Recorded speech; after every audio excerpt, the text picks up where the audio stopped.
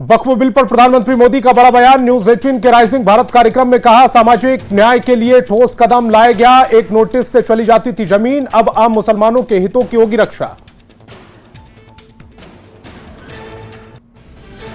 News 18 के rising Bharat मंच पर बोले प्रधानमंत्री मोदी, आजादी के वक्त आम मुसलमानों ने नहीं किया था बंटवारे का समर्थन। राइजिंग भारत के मंच पर बोले प्रधानमंत्री मोदी, आजादी के वक्त बोया था तुष्टीकरण का बीज। तुष्टीकरण से कांग्रेस को जो सत्ता मिली, लेकिन आम मुसलमानों को सिर्फ बेरोजगारी और बेचारगी मिली। बीजेपी के राष्ट्रीय प्रवक्ता शहनवाज हुसैन ने प्रधानमंत्री मोदी के वक्फ कानून पर दिए बयान को बताया सही। कहा, प्रधानमंत्री ने ठीक कहा। वक्फ को लेकर भ्रम फैलाने वालों पर शहनवाज हुसैन का हमला। कहा, नए वक्फ एक्ट को लेकर कट्टरपंथी ही लोगों को भड़का रहे। शिया वक्फ बोर्ड के चेयरमैन अफजल अब्बास ने वक्फ पर प्रधानमंत्री मोदी के बयान का समर्थन किया। कहा, सरकार का फैसला बिल्कुल सही। शिया वक्फ बोर्ड के चेयरमैन अफजल अब्बास ने वक्फ को लेकर कांग्रेस पर बोला हमला। कहा, उन्होंने मुसलमानों के पिछड़ेपन के लिए कांग्रेस जिम्मेदार। वक्फ बोर्ड पर प्रधानमंत्री मोदी के बयान पर आरजेडी ने दी प्रतिक्रिया। अब्दुल बारी सिद्दीकी ने कानून को बताया असंवैधानिक। अब्दुल बारी सिद्दीकी ने वक्फ को लेकर सरकार पर साधा निशाना। कहा, वक्फ कानून से मुसलमानों का हक छीनने की कोशिश। वक्फ कानून पर जेडीयू एमएलसी खालिद अनवर ने विरोधियों पर साधा निशाना। कहा, वक्फ कानून को लेकर भ्रम फैला रहा विपक्ष।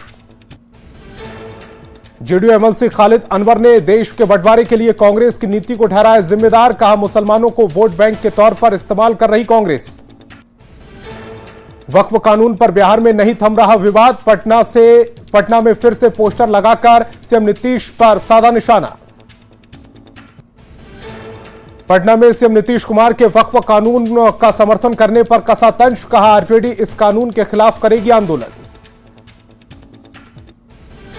आरजेडी के मुख्य प्रवक्ता शक्ति यादव ने वक्फ कानून का विरोध किया। उन्होंने कहा, जेडीयू अब कोई पार्टी नहीं रह गई।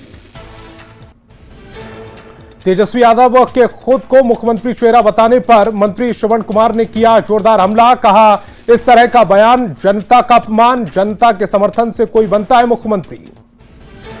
श्रवण कुमार ने तेजस्वी यादव को बताया अहंकारी। चुनाव में जनता इनके अहंकार को चूर चूर करेगी। कहा, 2025 में भी जनता नीतीश कुमार पर ही भरोसा करेगी।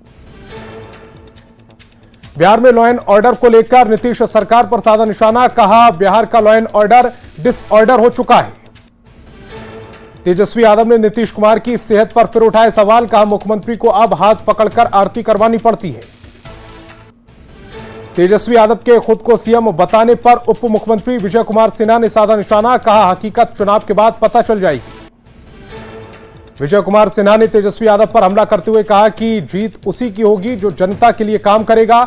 घड़ियाली आंसू बहाने से कुछ नहीं होगा।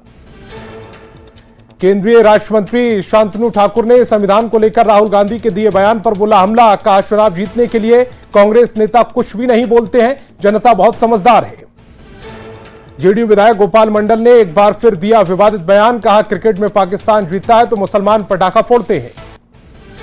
बिहार के वन एवं पर्यावरण मंत्री सुनील कुमार ने कहा कि बिहार में पर्यावरण के क्षेत्र में हुआ विकास। बिहार में तेजी से बढ़ रहे वन क्षेत्र। नीतीश को बताया प्रकृति प्रेमी। बेगूसराय के बछवाड़ा में 40 डिग्री तापमान के बीच खेल मंत्री सुरेंद्र मेहता ने कंबल का किया वितरण। सोशल मीडिया पर वीडियो तेजी से वायरल।